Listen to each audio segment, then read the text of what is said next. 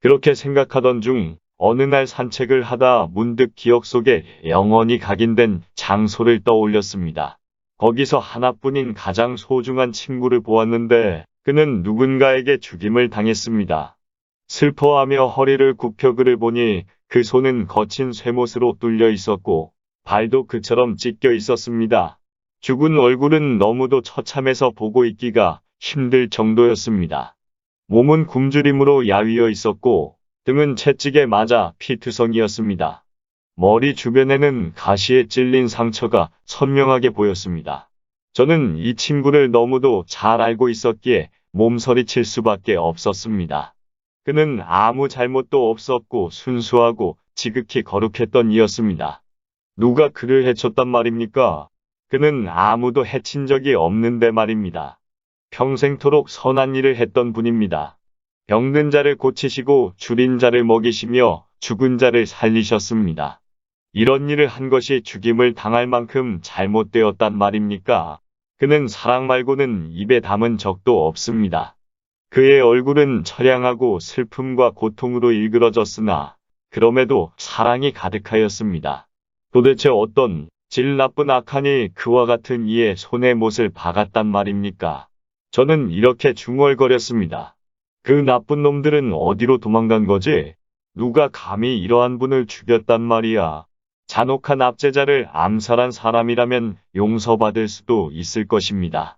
극악무도한 악당을 죽인 것이라면 마땅히 받아야 할 벌을 내렸다고 할 수 있습니다. 살인자나 대역죄인을 죽인 것이라면 이렇게 말하고 끝낼 수도 있을 것입니다. 그 시체를 묻어줘라. 정의가 마침내 그에게 대가를 치렀노라. 그런데 제 하나뿐인 가장 소중한 그분이 죽임당하다니요. 도대체 그 악당들은 어디 숨었단 말입니까? 붙잡기만 한다면 반드시 죽일 것입니다. 생각할 수 있는 모든 방식을 동원해 고통스럽게 만들 것입니다.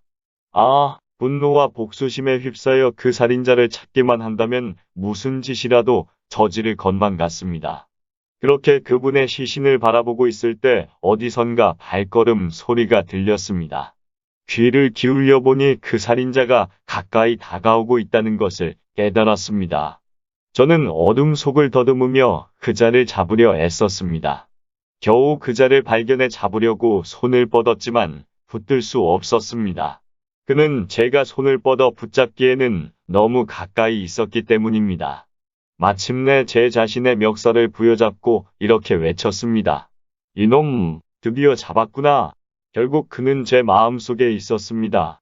그 살인자는 제 가슴에 숨어 영혼 깊숙이 빠리를 틀고 살고 있었던 것입니다. 그제야 저는 엉엉 울면서 죽임당하신 주님 앞에 엎드려 제가 그 살인자를 숨겨주고 있었던 사실을 고백했습니다. 그 시신 앞에 엎드려졌을 때 저는 엄청난 죄책감에 사로잡혀 이처럼 구슬픈 찬송가를 불렀습니다. 바로 너구나, 내 죄요, 나의 잔혹한 죄악이요. 내가 그분을 가장 고통스럽게 만든 자로구나.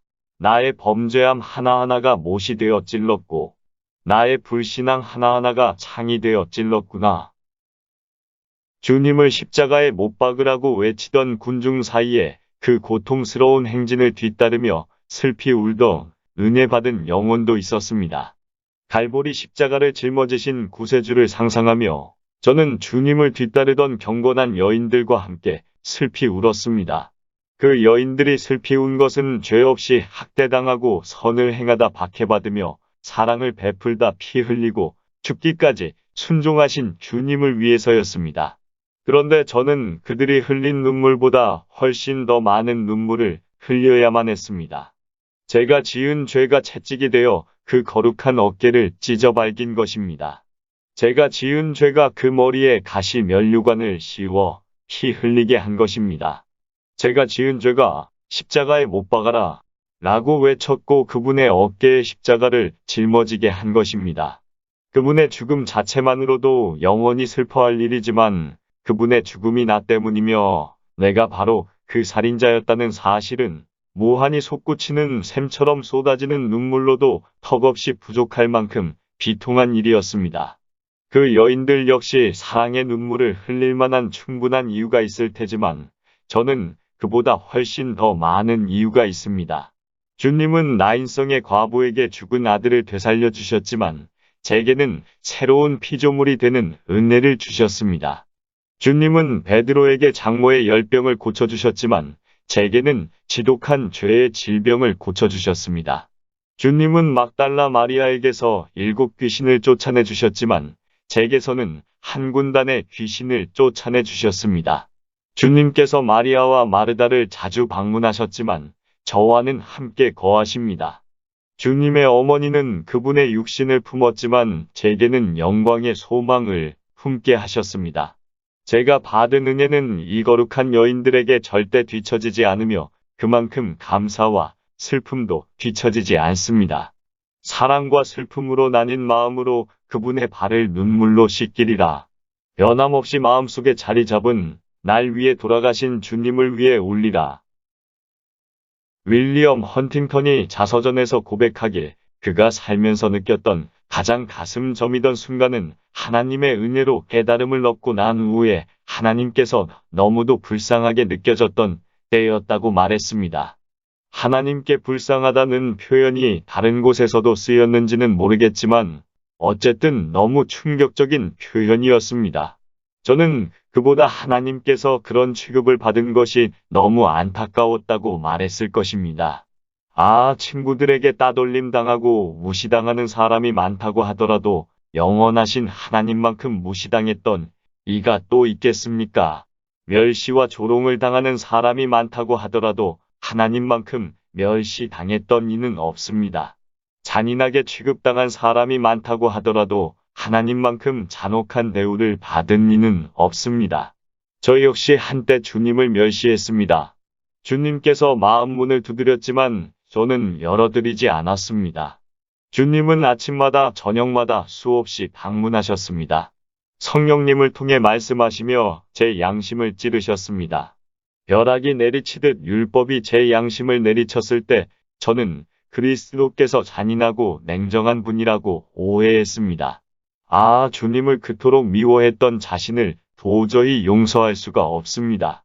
그런데 제가 찾아갔을 때 주님은 오히려 사랑으로 감싸주셨습니다. 저는 그분이 매를 치실 것으로 생각했는데 말입니다.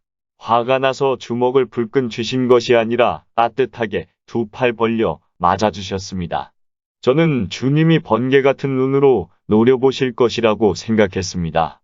그런데 그분의 눈은 오히려 눈물로 가득했습니다. 주님은 저를 2 팔로 끌어안고 입 맞추셨습니다.